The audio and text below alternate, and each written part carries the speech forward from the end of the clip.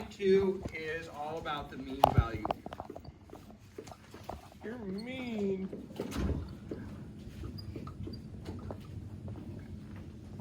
And the word mean in that is like statistics version of mean, which is average. Okay. And the mean value theorem says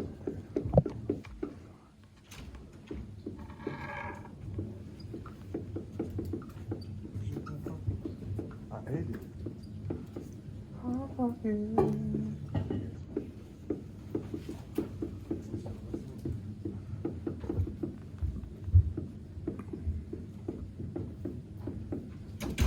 okay, so if f is continuous on the closed interval a to b and differentiable on the open interval a to b. Now it can be differentiable on more than just this. It could be a closed interval is fine, but it doesn't have to be for this theorem to work.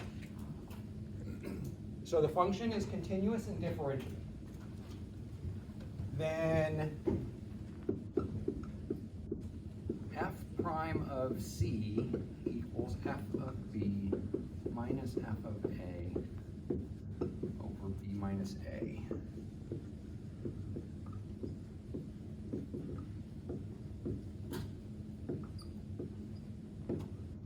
For some c in the interval.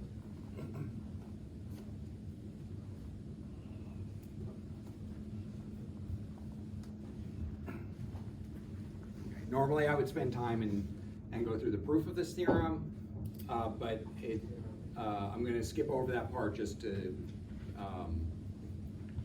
save time, because we are definitely behind schedule right now. I have a lot of stuff to fit in before the end of the semester. So, but a picture of what's going on here is if our function goes from a to b here. So say our function goes something like that, connecting those 2 points. This side of the equation, f prime of c, that's the equation of the tangent line. This side of the equation, this is y2 minus y1 over x2 minus x1. This is the slope of a line. And that line is the line that connects the 2 points.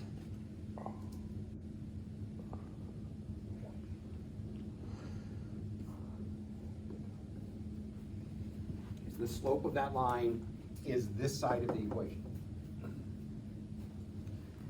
The other side of the equation is the slope of the tangent line at some point on the curve. And what the theorem says is there has to be a point on the curve where this line is parallel to this line. Sometimes it'll be steeper, sometimes it'll be flatter, but there has to be a place where it's the same, where this line is parallel to that line. That's all the theorem is saying. Okay? Is everybody okay with that? Now there are some other ways to phrase this. If we take this equation and multiply by this denominator on both sides,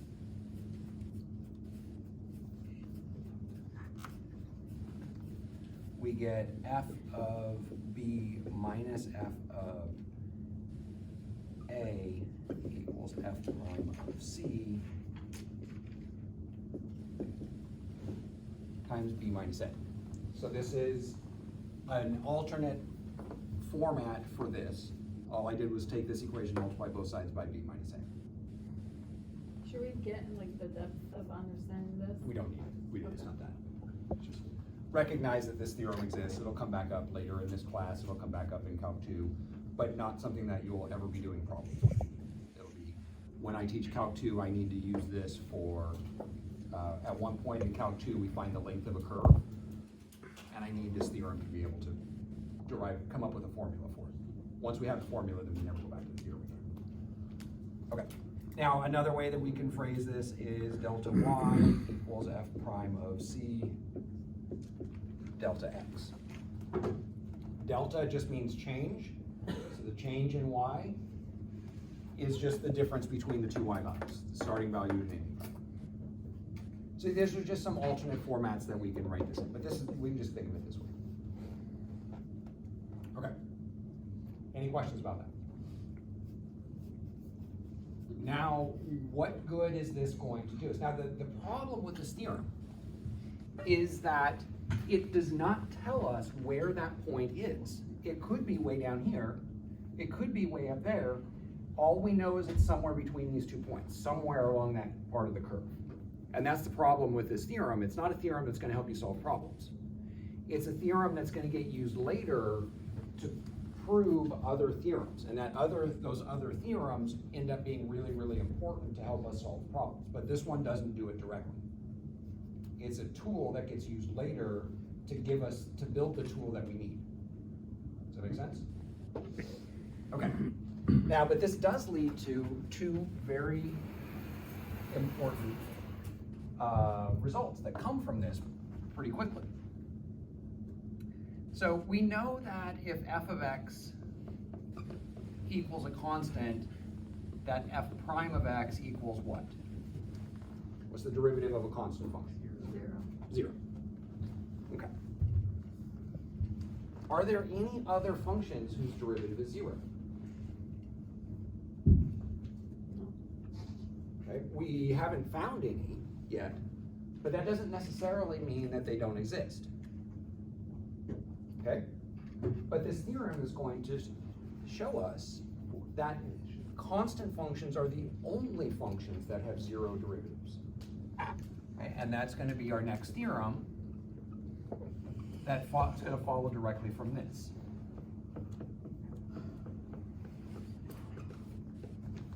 Oops, sorry, f prime of x.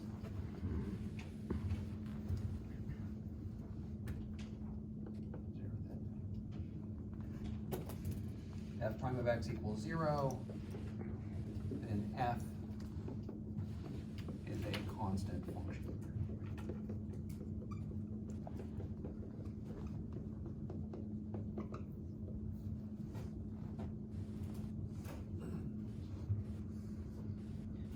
And the proof of this follows from the mean value theorem pretty easily. So if the derivative is 0 everywhere, if the derivative is always 0, that means this side of the equation is 0. Right? But if this side of the equation is 0, then this means this side of the equation is 0 also.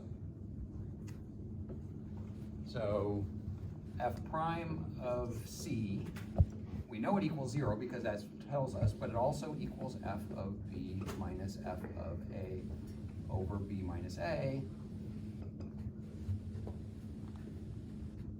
Okay? Is everybody okay with that? So this is given to us.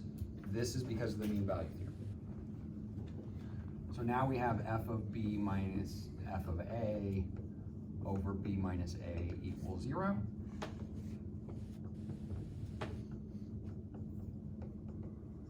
If we multiply both sides by this denominator, it's just going to go away. And then we're going to end up with f of b equals f of a. And this will hold on any interval. So any 2 points on the function have to be the same height.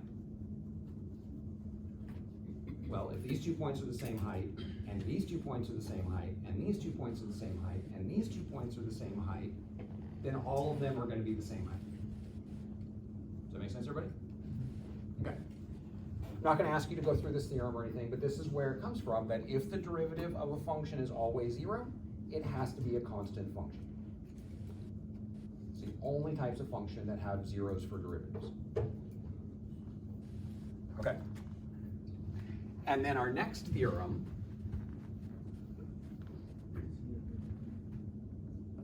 and this theorem is going to be really important when we get into chapter 5, is if f and g have the same derivative,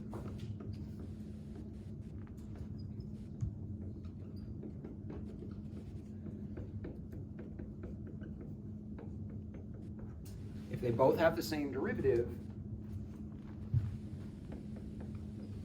then they differ by a constant.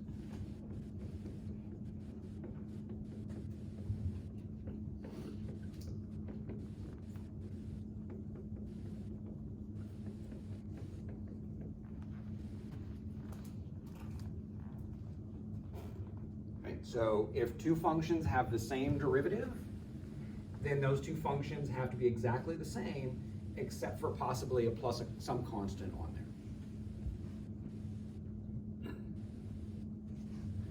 And the proof of this,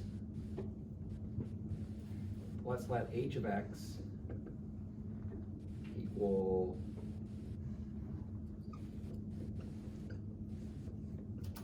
g of x minus f of x.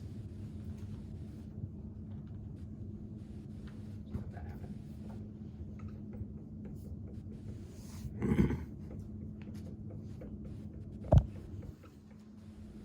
But then h prime of x is g prime of x minus f prime of x. Might have gotten this backwards, but.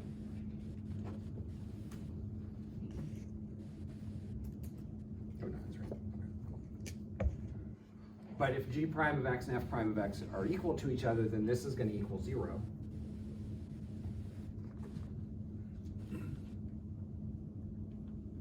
Right? But now h prime of x equals 0, going back to that theorem, if we have a function whose derivative is 0, that function equals a constant.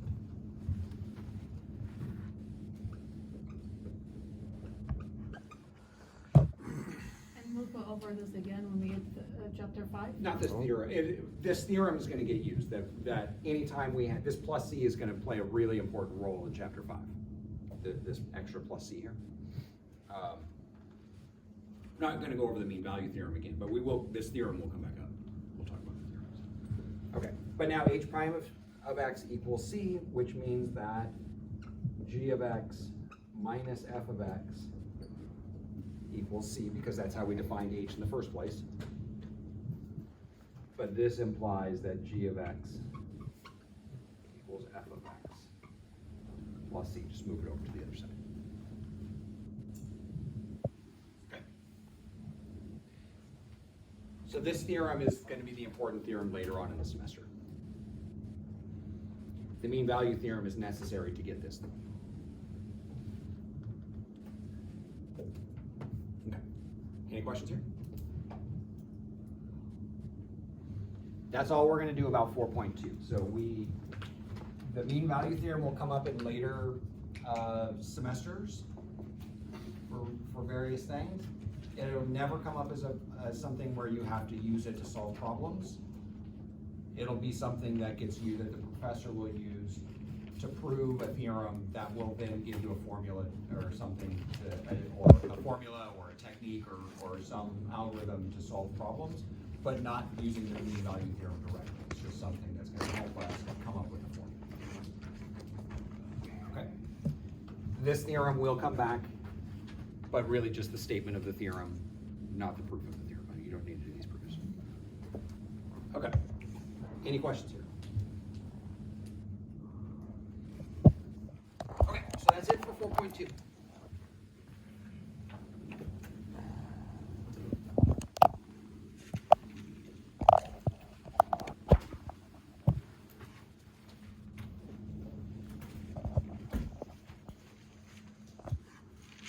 Okay, so now what we're going to do is we're going to move on to 4.3, and 4.3 is going to allow us to graph functions easier.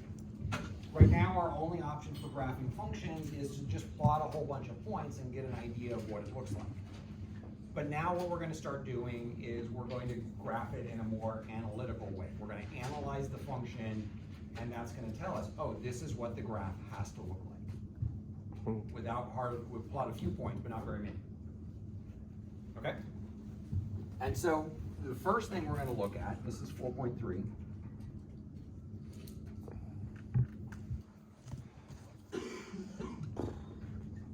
The first thing is, what does f prime of x say about f of x? What does the derivative of a function say about the function itself?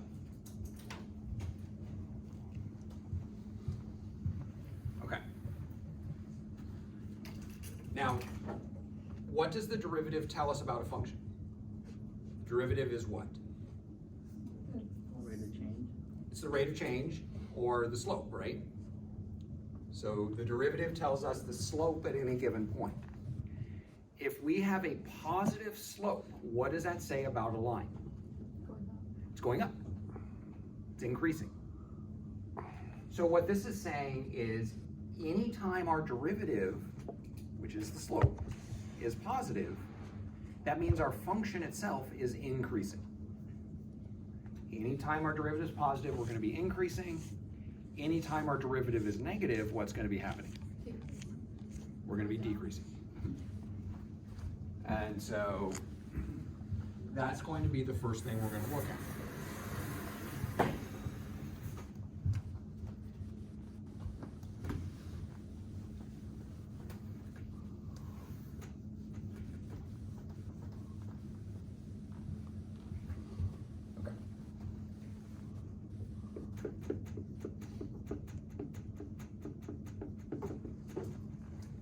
If f prime of x is greater than 0 on an interval, then f of x is increasing on that interval.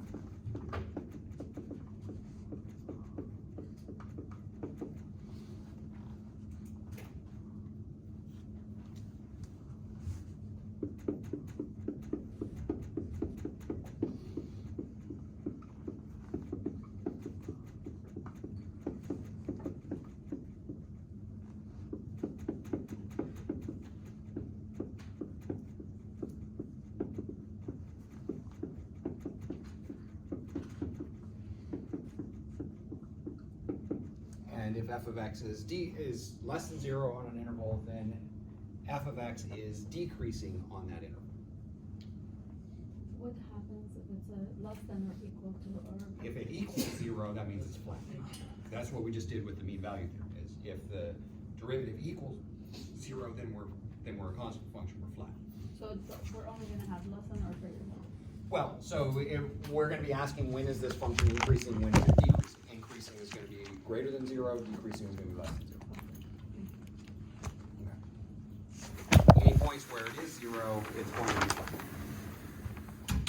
Okay, so let's look at function here.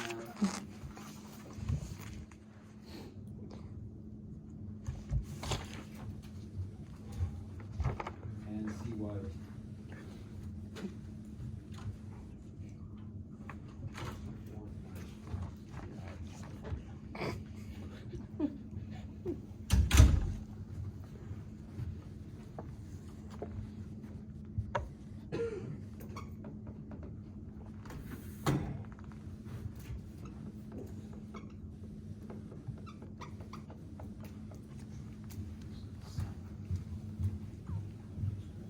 And what is this called?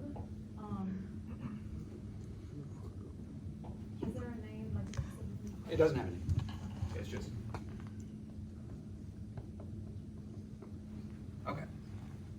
So here's our function, and we want to find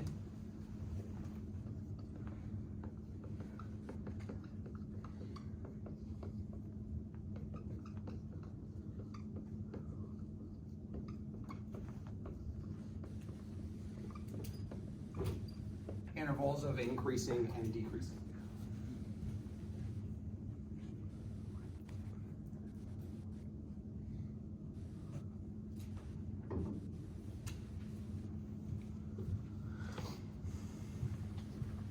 Okay.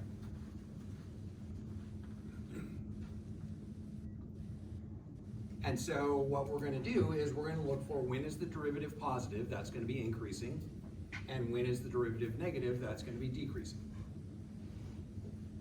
Okay? And so what we need to do is we need to take the derivative. So f prime of x is going to be 12x cubed minus 12x squared minus 24x.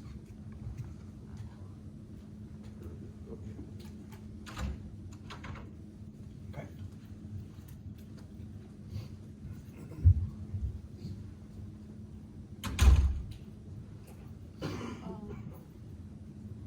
Where do we get the negative 24x? Oh, okay. Okay. So now what we need to do is figure out when is this greater than 0, when is this less than 0. Inequalities, greater than 0, less than 0, those are hard to solve directly, but we can solve them indirectly. And because it's greater than 0 and less than 0 is what we're interested in, what we're going to do with this is we're going to set it equal to 0 first. Okay? Once we know where it's equal to 0, then we're going to be able to determine when is it greater than 0, when is it less than 0. But we always want to do this first. And basically what we're doing here is we're finding critical points. So then if that's the case, since we have x's in all of them, we split them out to all equal to 0, right? We need to factor it first. Okay. Okay. So we are going to take the derivative, we set it equal to 0, essentially finding critical points. This is going to be a very common thing to do all throughout chapter 4, is take the derivative, set it equal to 0 to find the critical points. And then factor. Okay, and so we factor this, we can factor out a 12x,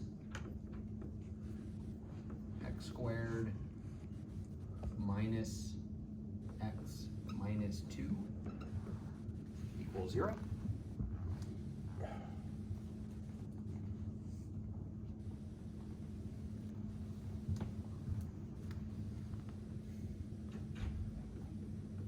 Okay, here we have a product of -2 and a sum of -1, which is going to be 1 times -2 is the only way to make that happen. Are you factoring? Factoring. So we have our product is -2, our sum is -1, +1, -2 accomplishes that. Did you say +1? You have -1. +1, so our sum is -1. Oh, So I see. when we add these together, we get -1, but when we multiply these together, we get -2.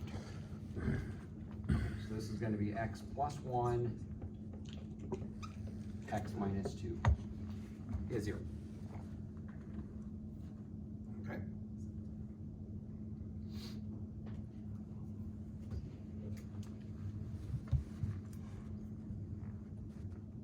And so now we just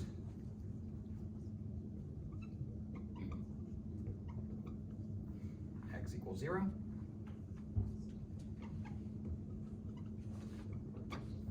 X equals -1.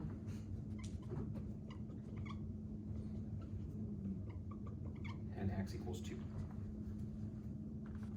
So I guess the indicator of, like, we can't, I thought we were gonna do the equal 0 right away, but we can't do that. You have to factor it first, right?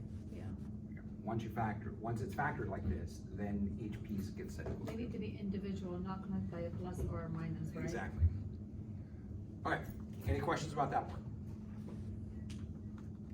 So now that we have these,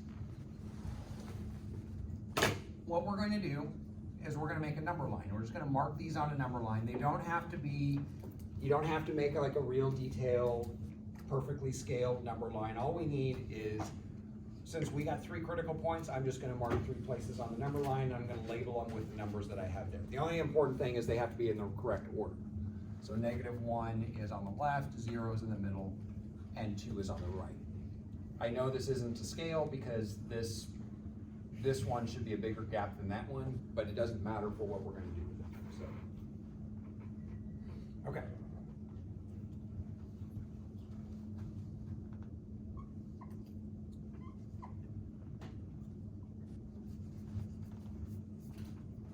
So now what we have is these are the only 3 places where the derivative ever equals 0. Okay? And so what's going to happen is inside each one of these regions, now we now have 4 regions, 1, 2, 3, 4. Inside of each one of those regions, because it never touches 0, it has to always be positive or always be negative. Why are they 4 regions? We had 3 points there, and now it's just divided into 4 separate regions in between. So, They don't have to be included?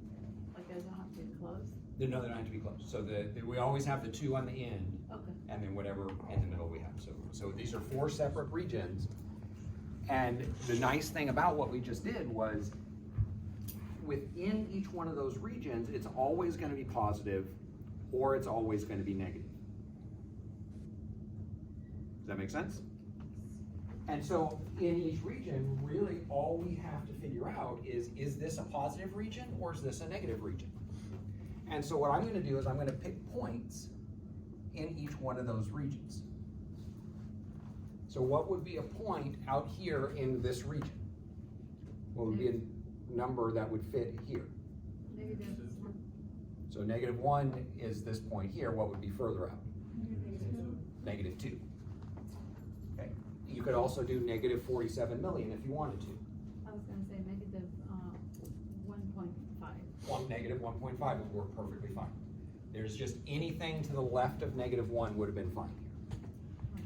I tend to try to keep the numbers, whole numbers, just because they're easier to put into the calculator, but it makes no difference what you choose as long as you pick something within that region. Okay? What's a number between -1 and 0? -0.5. Between 0 and 2? 1. And something bigger than 2. Okay, so these are called test points.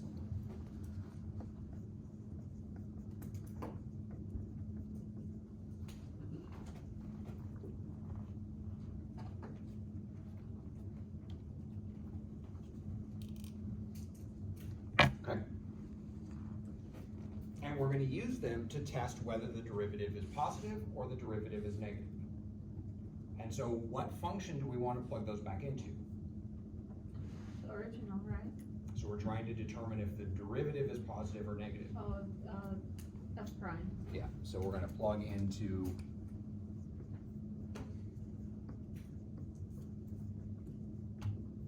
f prime of x. And we can use the calculator to do this, or we can do it by hand. I'm going to do it on the calculator because it's faster.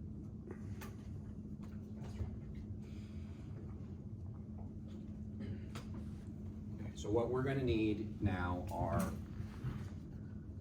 f prime of -2, f prime of -0.5, f prime of 1, and f prime of 3.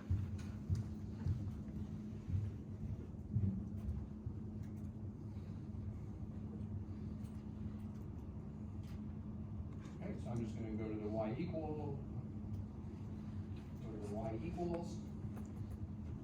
figure that out. Now I'm going to plug these back into the derivative, so I'm going to type the derivative in here. So this is going to be 12x cubed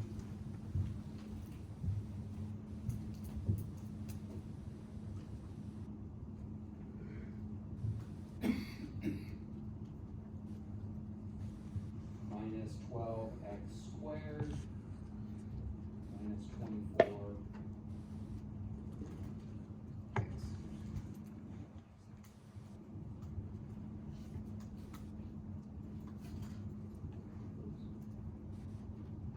So the main difference between 4.1 and 4.3 is that for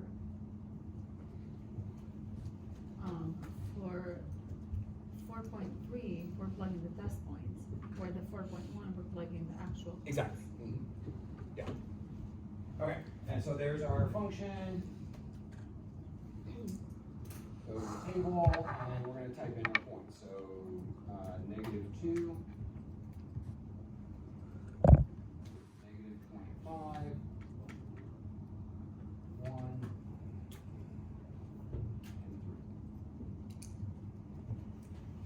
And so we get these values over here.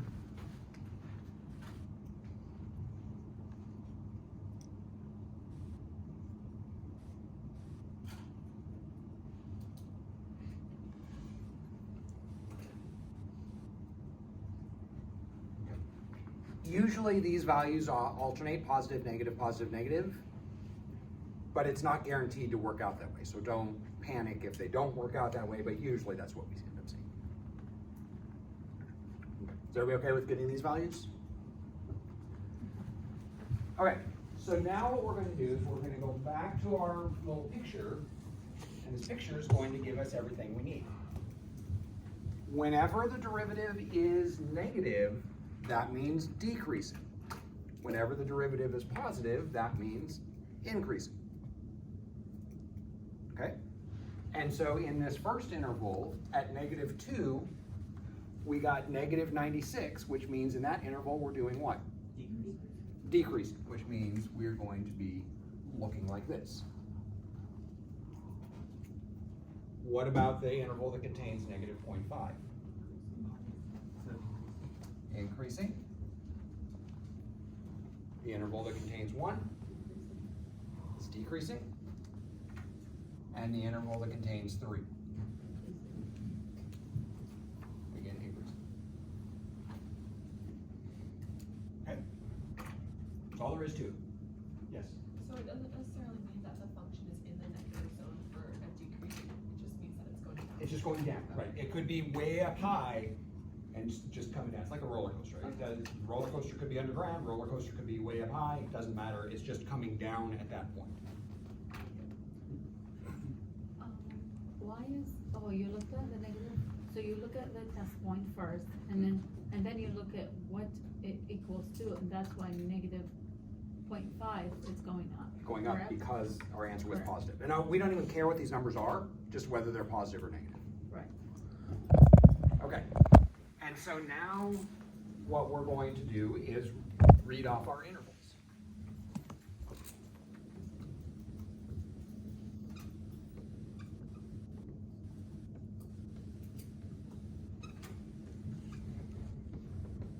Okay, what are the intervals where we have increasing? Infinity to -1. So increasing means going up. -1 to 0.0. So -1 to this entire region is increasing. We only tested 1 point, but that 1 point spoke for the whole region. So that region is -1 to 0. Is that going to include -1 and 0 or not? Yes. So does -1 get included in the increasing, or does -1 get included in the decreasing? Oh, yeah, it does not. How can we know? Zero There's no is box. included. So let's come back over, not over there, come back over here. F prime of x is greater than 0 to be increasing. Okay? What was it greater than 0 at -1? No, those points, the ones written in purple there, those are the places where it equals 0. That's what we got out of this. So at these points, -1, 0, and 2, it's not increasing or decreasing. It's doing neither one of them. So it's not going to be included in any of our answers here. Okay, so you asked back before, Yeah. what if it's less than or equal to? Right, The equal tos don't get included. okay. Does that make sense, everybody? So then in that case, only the test point does. Not the test point, the entire interval between -1 and 0 will be. So we'll write it like this. -1 to 0, but we're gonna use parentheses to indicate they're not including the endpoints. What's the other interval of increasing?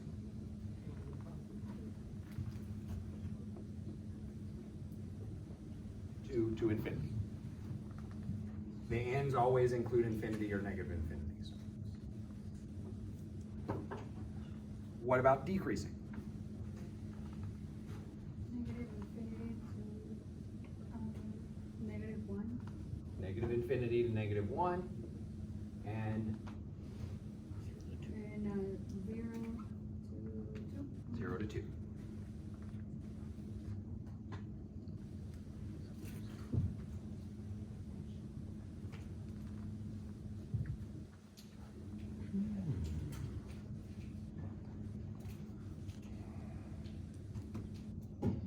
Okay, yes. How again do you know if you include the -1 or not? Because it's only increasing when it's greater than 0, and -1 came out of us, -1 came out when it equals 0. When it equals 0. So those three values. These three values will never be included. You would never. We never. And it's always equal to 0. It's Yeah. always. That's always where it's flat. Okay, so what's happening here what's happening, say at 0, is the function comes up and then comes back down. The very top is gonna be a local max action. This is how we're gonna find our local maxes. What we did in 4.1 was finding absolute maximums. Now we're gonna be finding local maximums using this technique.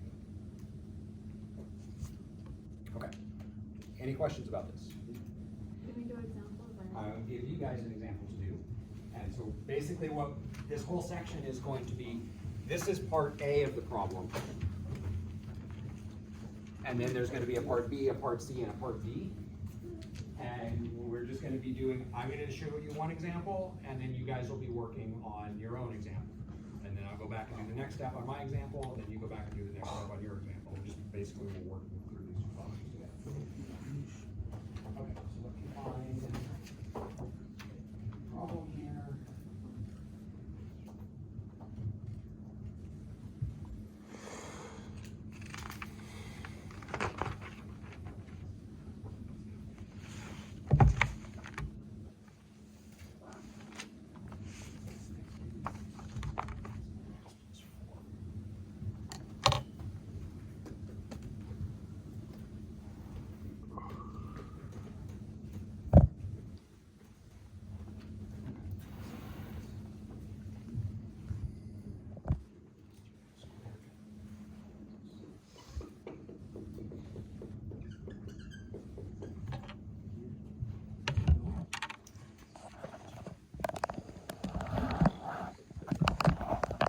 Okay, so here's a similar problem, it's just a different function.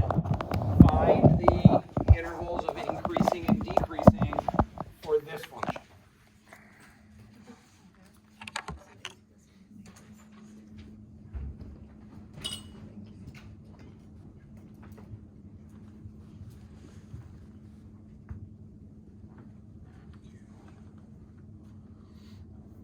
So remember, let's go back through the steps again. We took the derivative and did what with it? Even before we factored, we Equal to 0. set it equal to 0. We factor to find our critical points. We make a number line with the critical points, those are the ones in purple. We pick test points in between, one test point from each region, and plug those test points back into What? The table. into what function? Um, The original function or the derivative? Derivative. Plug them into the derivative, the test points go in the derivative to determine positive or negative. You can draw your little picture of the arrows going up and down, and then write off what your intervals are increasing or decreasing. Okay, so go ahead and do that.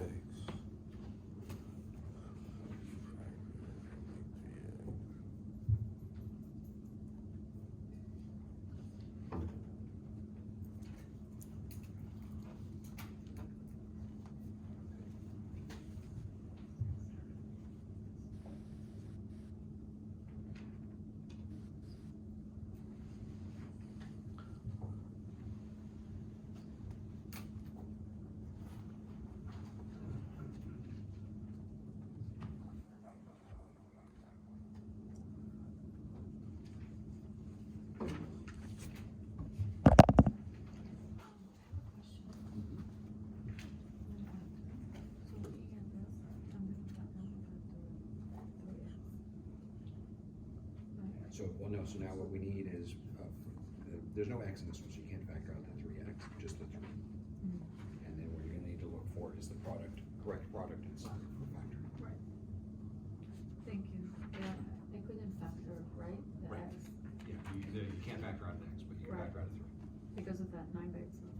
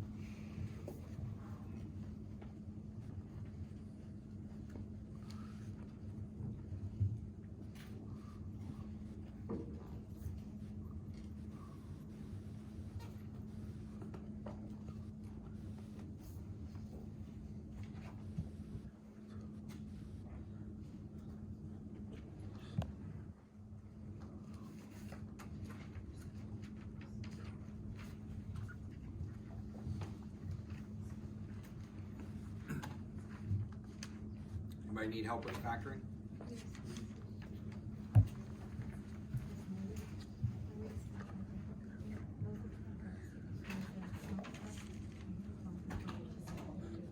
Right, so here our product is gonna be -3.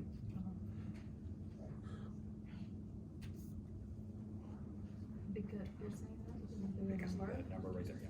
Because of the bigger number? Nope, because that's in that position. Oh, So, okay. So it differs in here. Okay, so my present is -3. and then the one that's in the middle is the one that goes for the sum. Okay, so that's. Okay, so now what we wanna do is how can we find numbers that multiply to 3? One times two. What? One times three. 1 times 3. 3. 2 doesn't go into 3. No. 3 does, but we already have, so write down, so 1 times 3. Okay, 2 doesn't, so we can skip it. Right. 3 does, but we've already written down 3 there, so we don't need to write it again, so we can stop. That's the only way that we can get 3 is 1 times 3. Now, what we need the sum to be is, so we need the product to be -3, so one has to be positive, one has to be negative, but our sum needs to be -2, which means the bigger one has to Got be, it. no, the bigger one has to be negative. Okay, so this is a negative and this is a positive. And that's how I think. Anybody else need help with factoring?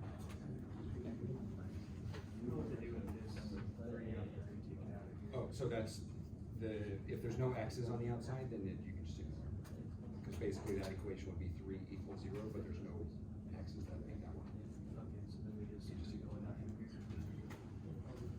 If it doesn't have X, you said? It Yeah, doesn't the have 3 on one. the outside doesn't have any effect on it. So- This problem, we had an extra x on the Right. outside, Right, so that one does give us a solution, but if that x wasn't there, the number itself doesn't give us because a we solution. need X to equal 0. Right. X to equal something. Right, Okay. but if the x isn't there on yours, so you have a 3 can't equal 0 no matter what we try to plug in for x, because there's no x's to plug it into. So then from there, I just leave it alone. Yeah, and that 3 you're just gonna ignore, Okay. then you have the 2 pieces inside.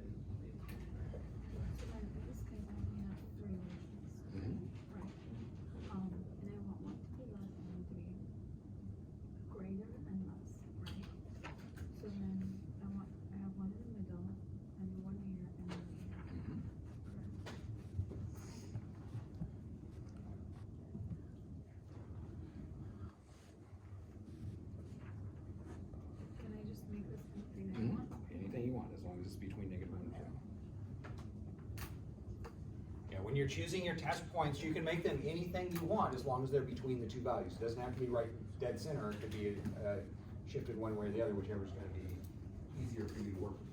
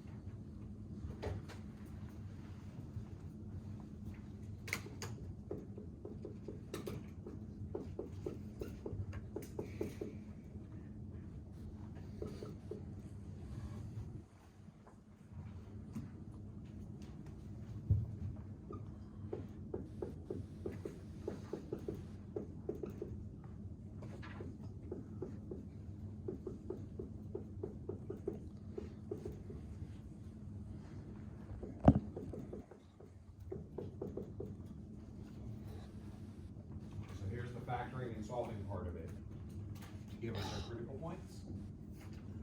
So if you haven't gotten those yet, here they are for you. And from there, give you a little bit more time, make your number line, label these points on the number line, and pick your test points in each of this time we're gonna have 3 regions, yeah. What about the 3? Is that just 0 in the front? Yeah, so because there's no X there, nothing we can do can make that 0. Okay. Over here on this one, the 12 had nothing to do with it. It was the fact that there was an X there. We can make that X 0, and that gives us a 0 on the outside. Yeah, so that's a good question. If it includes an X on the outside, then it's going to give us 0 as a solution. If it does not include an X on the outside, we ignore it. Okay. Thanks.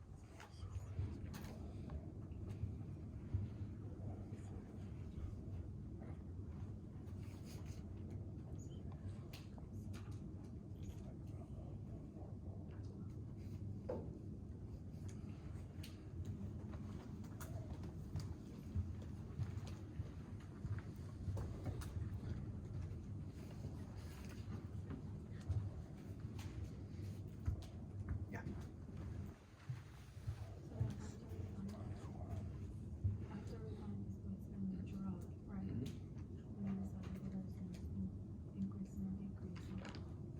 Right? And then just take that one to So now just, where's they are going up? increasing in here, these two. And what's that in? So in negative infinity Two. to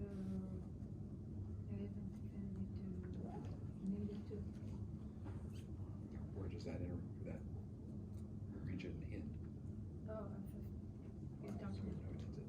1 So or it's negative 1. infinity to, it's always gonna be these values here that make up your answers. These. Yeah.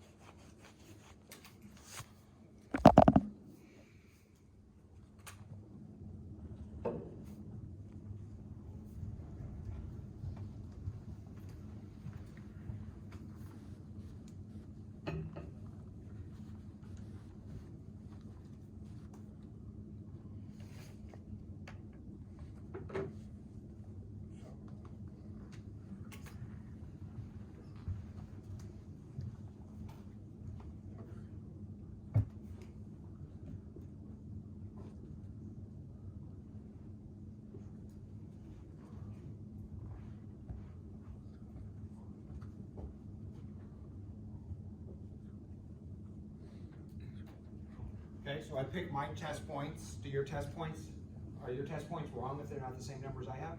No. No.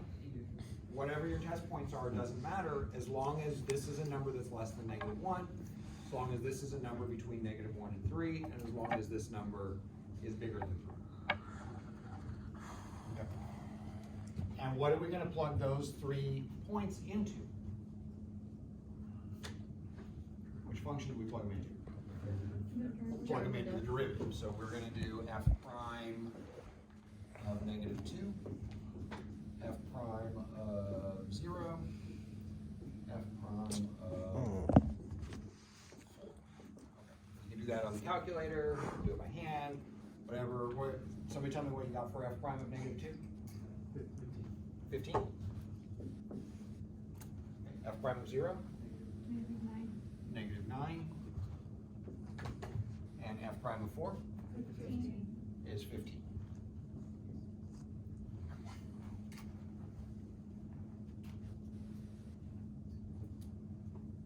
Okay, is everybody okay with those? Now, if you chose different test points than me, these numbers would be different, but their signs should be the same. So this one, whatever you chose for that test point should have gotten you a positive number, a negative number, and then a positive number. And so our picture is gonna look like this: positive, negative, positive.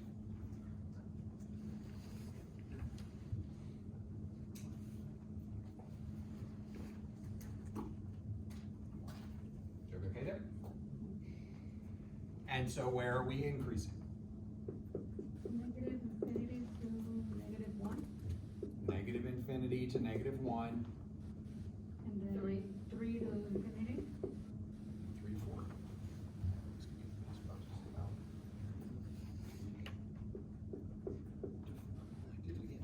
Is it infinity? 3 to infinity. Oh. But in my head, I want to tell you something, I want to tell you something, I want to tell you something, and then I just kept writing that down, the thing that I wanted to tell you about. Okay, so increasing it is these intervals decreasing? -1 to 3. -1 to 3. I thought it was infinity for a second. -1 to infinity. So this middle one is -1 to 3. And that will always be the case, right?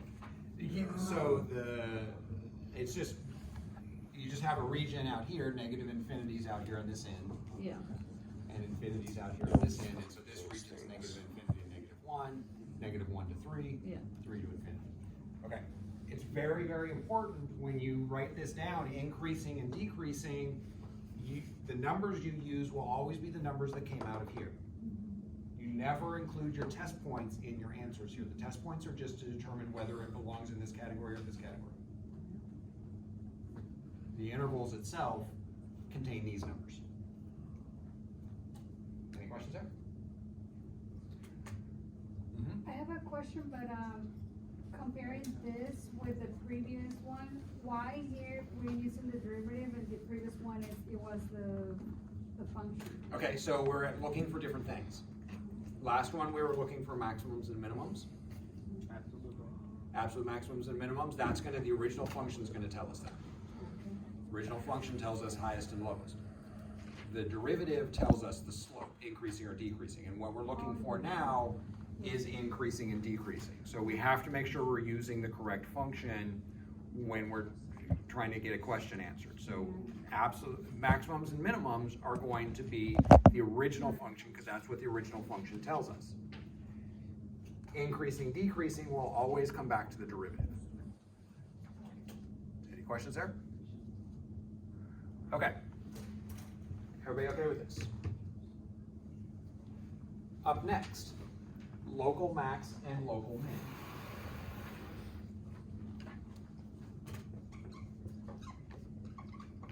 Are we still working on the same? Yeah, this is Problem? this whole same problem. So we're gonna go back to this problem and do it, but I wanna talk about how to find it first. Now, maximums and minimums, local maximums and minimums have to be at critical points. So the only places we can have maximums and minimums are at the numbers that came out of this process here. Which means our maximums and minimums can only occur for this problem at -1, at 0, and at 2. Okay? But look at the picture. -1, is that a maximum or is that a minimum? Minimum. Look at the shape there. Well, it's coming down and then going back up. That's a minimum. So we're gonna get a minimum at -1. What about at 0? Maximum. That's a maximum. And at 2? Minimum. That's a minimum. Okay? And so what comes out of this is a local max when the function changes from increasing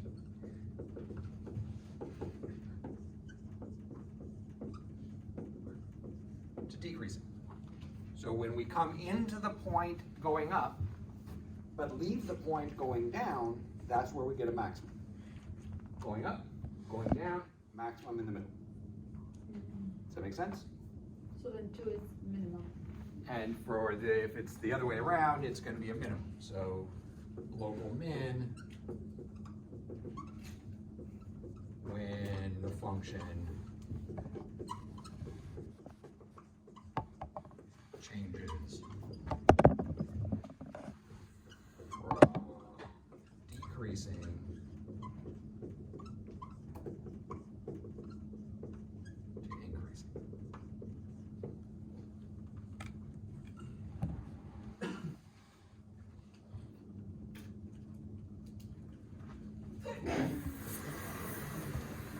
See that very well. Okay.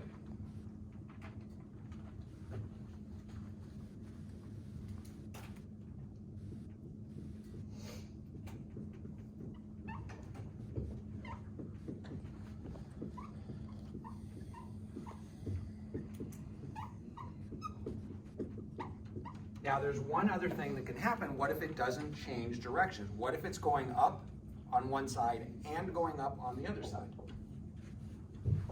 Which can happen. They don't always alternate positive, negative, positive, negative. Sometimes you'll get positive followed by a positive and you get 2 arrows going up in a row.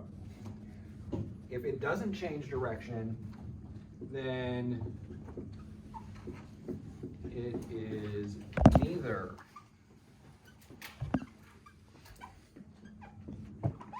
local max or min. So it's neither one of them if it doesn't change.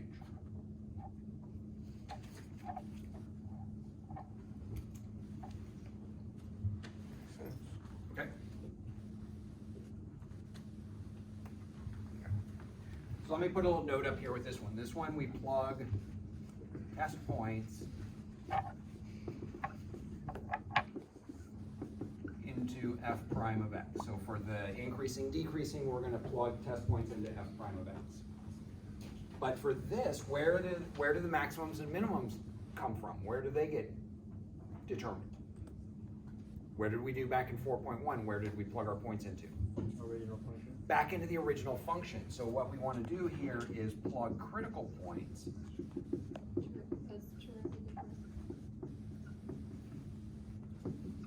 into f of x.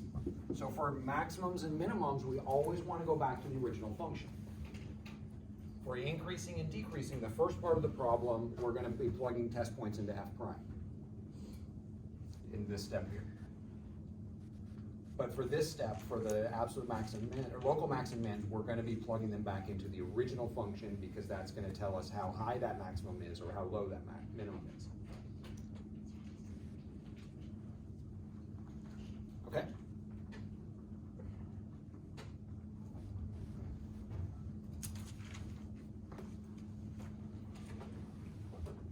Okay, so coming back to this problem.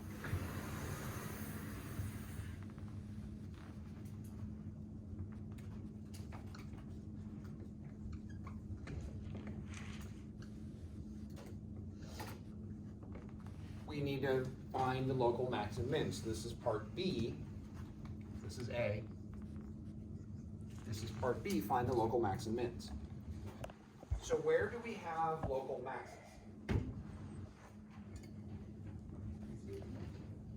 So when we switch from increasing and decreasing, when we go up followed by down, that's going to be the local maximum, and that's happening at 0.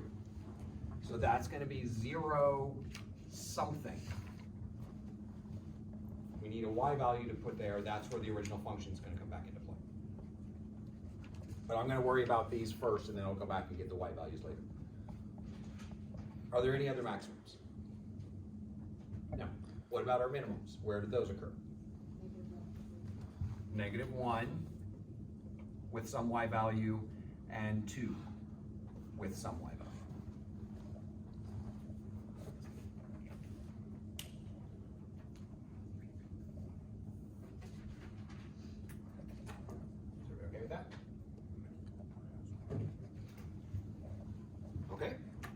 And so now what we're going to do is we're gonna take those 3 points, those were our critical points, those are the ones that came out of this step here, and where are we gonna plug those in? Where you're gonna function? We're gonna plug them back into the original function. So what we need is f of 0, f of -1, f of 2. And you can go back to your y equals, enter in your original function,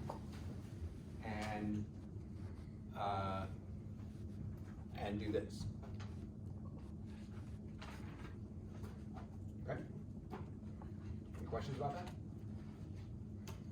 Okay, so instead of doing this on the calculator, these numbers work easily enough that I can do these right here. So f of 0 is going to be 5. F of -1 is going to be, that's going to be, -1 to the 4th is 1, so it's 3, plus 4 is 7, minus 12 is -5, plus 5 is 0. So we're at 1648, minus 32 is 16, minus 48 is -32, plus 5 is -37.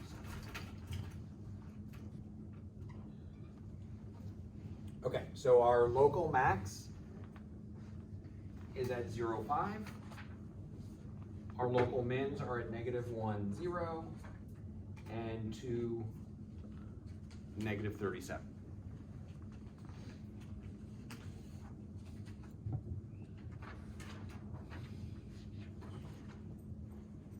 Okay.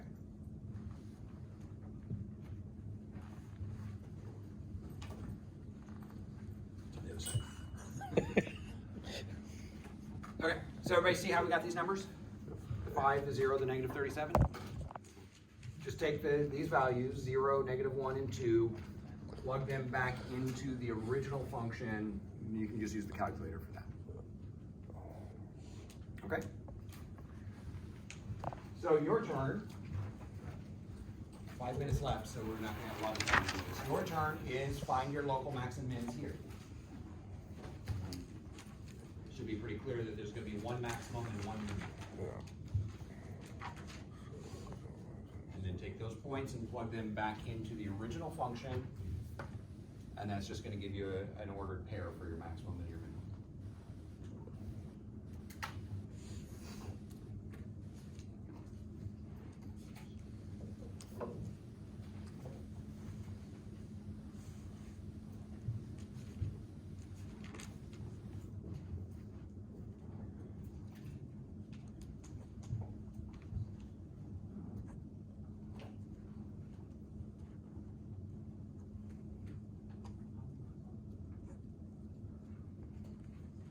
So,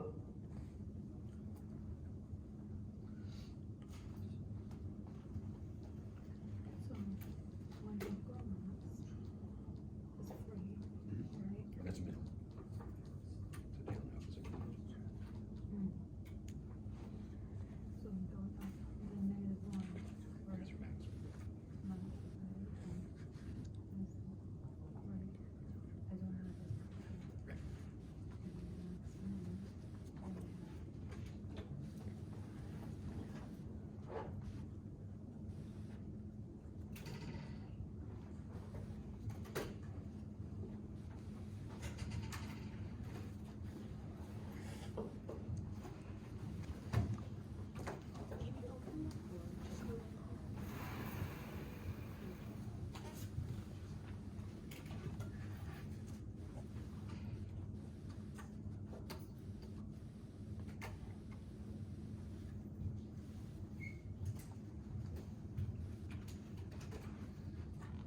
So you stuck on it, or? I'm just trying to figure out where you Oh, so we took the 0 and plugged it back into the original equation. Okay. So you can do that on your calculator. Okay. Right.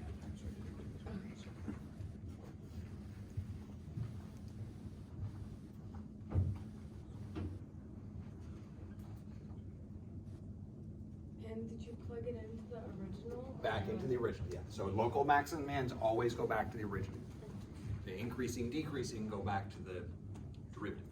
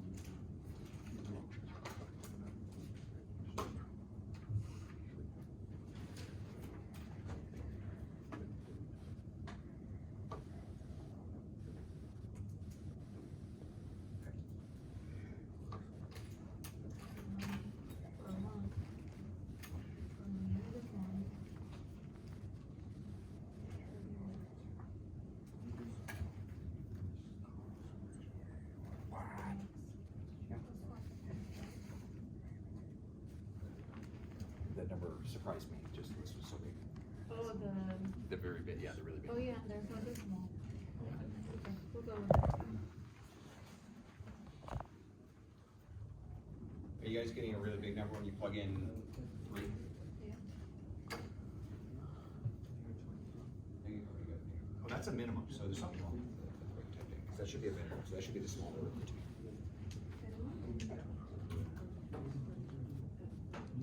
So x cubed. X squared. Oh, so I should, so you are not running this on it, or the subtraction, so you need to just, you use this button down here. for Yeah, I did. subtraction. The button you use, that's a negative sign button, not a subtraction button. So I just go see. to-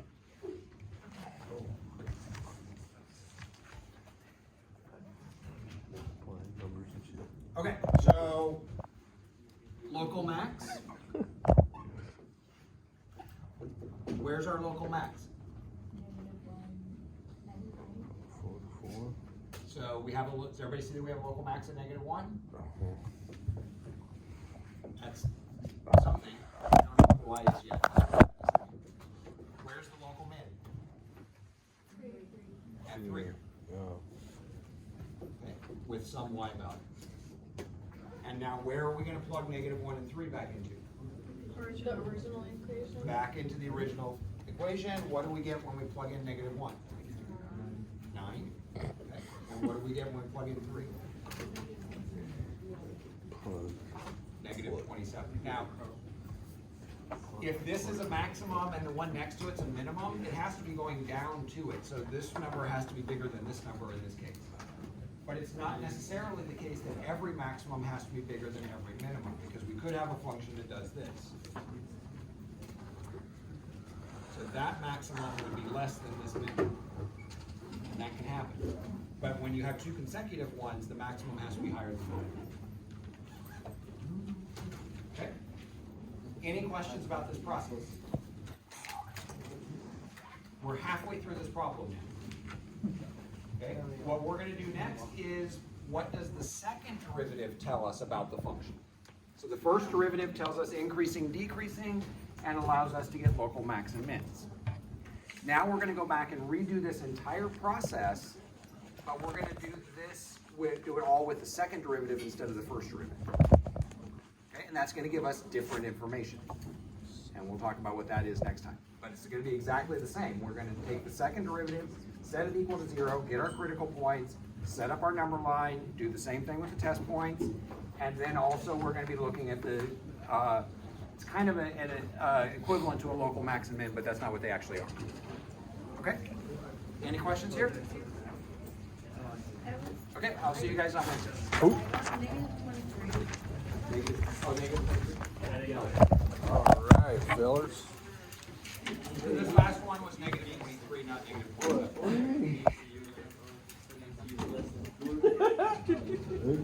Like all that? I thought you did. For 1, 2, and all you did. Just A. You're doing A, B, and C.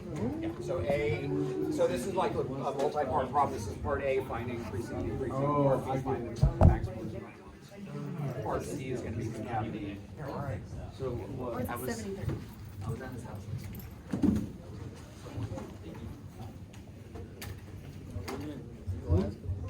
what? Yeah, that's okay. Who did? What'd you So do? we have, What'd you do, dude? so we have F of X. Well, you got it right? Or else you wouldn't have finished it? Time. Oh,